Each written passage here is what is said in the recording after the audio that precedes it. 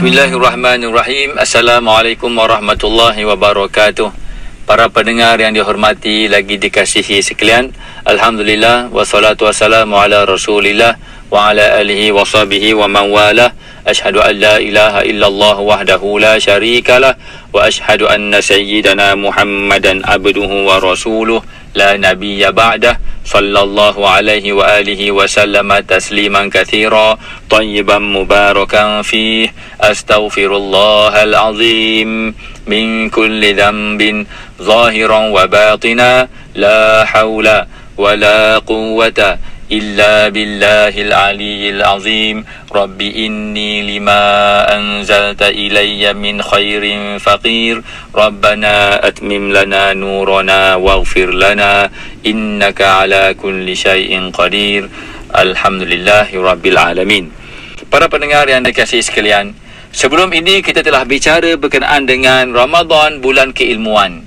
Telah kita huraikan letak duduk secara ringkas tentang ilmu fardu ain, dan juga kita lanjutkan perbahasan secara ringkas tentang fardu kifayah. Maksud kita di sini adalah untuk kita berkongsi rasa dengan semua pendengar yang dikasihi, supaya alangkah baiknya, alangkah indahnya kalau pengajian di surau dan masjid kita adalah pengajian yang bersifat ala-ala pondok, pengajian yang bersifat bersilibus. Maka dalam setiap pengajian itu ada peringkat permulaan, ada peringkat pertengahan dan ada peringkat lanjutan. Sekira-kira ilmu pengajian Islam ini terdedah secara sistematik kepada semua jemaah, maka pastinya pengajian yang bersifat begini tidak lagi secara santai yang santai. Tetapi pengajian ini bersifat santai tetapi ada keilmuan, kerana ia terikat dengan teks dalam kitab yang muktabar. Maka dalam kitab akidah, maka teksnya adalah seperti mana yang telah dipesan oleh para ulama kita yang terdahulu. Antara yang boleh saya sebutkan di sini yang telah dipesan kepada kita oleh Al-Fadhil Syekh Abdullah Fahim. Maka beliau telah berpesan bagaimana pegangan akidah kita, apa rujukan bukunya, bagaimana pegangan fiqh kita, bagaimana rujukan kita dalam mazhab Syafi'i, dan juga bagaimana pengamalan dan latihan kerohanian kita dalam tasawuf, seperti mana yang beliau nyatakan berdasarkan kepada manhaj Imam Al-Ghazali rahimahullah dalam akidah, berdasarkan kepada kerangka Asy'ariyah dan Maturidiyah sebagai yang mewakili Ahlussunnah wal Jamaah, yang diterima sebagai sawadul a'zam, sebagai pegangan majoriti ummah. Kalaupun tidak ia menjadi ijma', maka tetapi ia bersifat sawadul a'zam. Maka kita bicarakan ini supaya mudah-mudahan pada masa akan datang pengajian di surau dan masjid adalah bersifat serius, walaupun santai, bersifat santai dan serius. Yang ini kita mendalami ilmu itu dengan kita mengikat kepada perbahasan dalam kitab-kitab yang muktabar yang telah diterima pakai oleh para ulama kita zaman berzaman. Lantaran itu tidak ada lagi pengajian-pengajian di masjid dan surau yang bersifat bicara umum, ulasan isu semasa, maknanya CA menjawab pada CB, CB menjawab kepada CA, kemudian berlaku maknanya perjanggahan pendapat, perbalahan ataupun perselisihan di kalangan para asatidzah dan para ulama. Kita bicara di kalangan para asatidzah sahaja, tidak dibawa ke dalam jemaah umum, kerana didapati perkara tersebut tidak mendatangkan maknanya kelegaan dan kesejahteraan, tapi hanya membawa kepada pergaduhan, maknanya kata-kata sindiran, terutamanya kalau kita lihat dalam media sosial sama ada Facebook, Instagram dan seumpama dengannya. Maka saya kira sempena tahun ini, bermula dengan Ramadan pada tahun ini, semua pendengar sudilah untuk memikirkan tentang keadaan ini, kerana aspek keilmuan itu bukannya untuk lebih banyak perbalahan. Aspek keilmuan itu adalah untuk kita lebih bertolak ansur, lebih bertoleransi, kita lebih matang, dan untuk kita membawa kepada perwatakan yang bersifat sejahtera, matang lagi sejahtera. Begitu. Jadi keilmuan itu tidak dibawa ke dalam bentuk untuk kita berhujah, berbalah, berdebat, saling bantah membantah. Tidak begitu. Bagaimana untuk mewujudkan suasana keilmuan seumpama ini? Itulah dengan cara kita mengikat keilmuan yang berlaku di tempat kita masing-masing, umumnya di negara kita yang tercinta ini.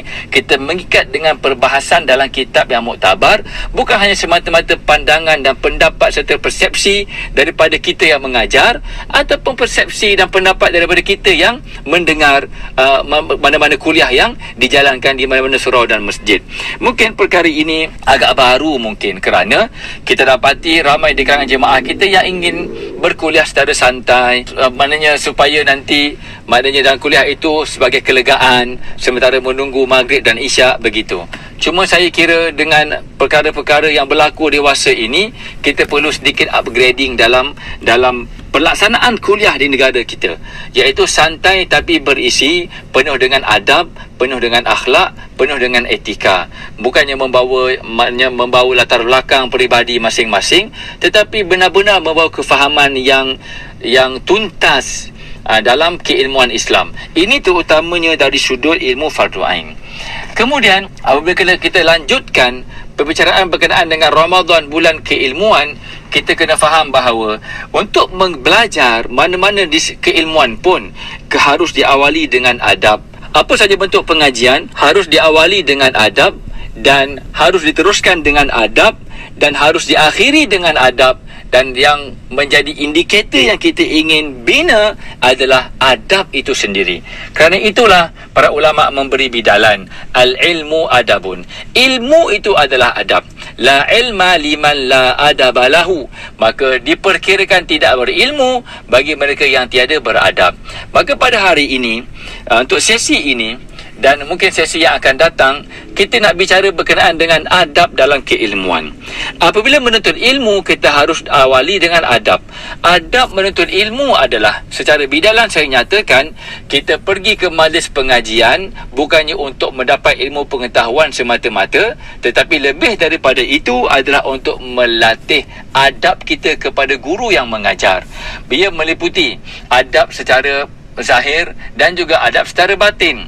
Adab secara batin adalah kita sentiasa bersangka baik kepada guru tersebut, kita mendoakan kebaikan kepada guru tersebut. Kalaupun kita tak bersetuju dengan guru tersebut, kita tidak cepat membantah, kita bersabar untuk mendengar lanjutan huraiannya, kerana kita di tempat, kita dalam posisi belajar. Begitu, kita bukan dalam posisi memberi penilaian kepada guru yang mengajar.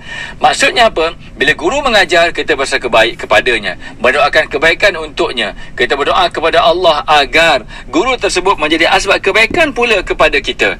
Dan kalau ada perkara yang kita mungkin rasa agak tidak selesa ataupun rasa agak tertanya-tanya dengan apa yang disampaikan, kita catat dahulu, bersangka baik terlebih dahulu, bertahan diri terlebih dahulu, sehingga kita belajar beberapa ketika. Mudah-mudahan Allah Subhanahu Wa Taala memberi kita jawapan, Allah Taala memberi kita kefahaman supaya kita dapat menjawab ataupun dapat menyelesaikan sangka kita kepada guru tersebut. Itu asas kepada adab batin apabila kita belajar dengan mana-mana majlis pengajian. Maka dalam adab batin ini, ia lebih kepada satu perkataan, satu keyword, satu kata kunci, iaitu bersangka baik dan mendoakan kebaikan. Begitu. Dengan adab batin itu baru kita pergi kepada adab zahir. Adab zahir itu semuanya maklum dan ma'ruf. Bagaimana cara kita duduk, bagaimana kita menunjukkan kesungguhan kita belajar dengan pen dan kitab catatannya. Kerana baginda Nabi SAW dalam satu asar, kalaupun tidak ada nisbah kepada baginda SAW, tapi dinisbah kepada asar para salafus soleh, mengatakan bahawa qayyidu al-ilma bil kitabah.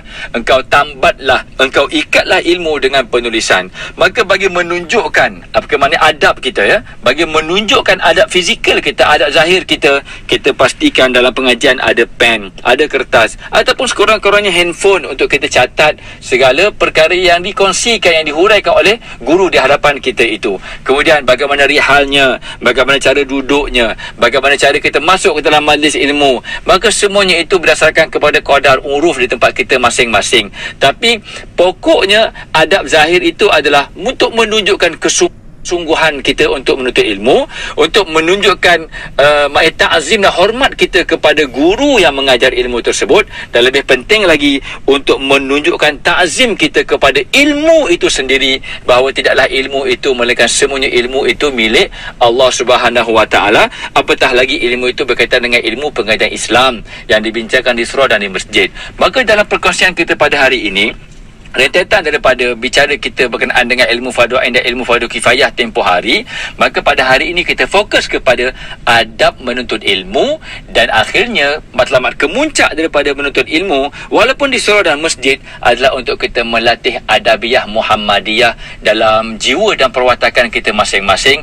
sehingga ilmu yang kita pelajari itu membentuk watak yang baik, membentuk budi pekerti yang terpuji, dan mudah-mudahan dengan itu kita menjadi umat yang dibanggakan oleh baginda Nabi Muhammad sallallahu alaihi wasallam. Mudah-mudahan Allah mudahkan urusan kita untuk mempertingkatkan adabiyah kita dengan menuntut ilmu, sehingga dengan ilmu tersebut lebih bangkitkan lagi adab kita, sehingga kita ini menjadi hamba yang benar-benar bersifat tawaduk kepada Allah, hamba yang benar-benar berada dalam hablum minallah dan hablum minan nas, insya-Allah. Aqulu qali hadza astaghfirullahal azim li wa lakum. Wassalamualaikum warahmatullahi wabarakatuh.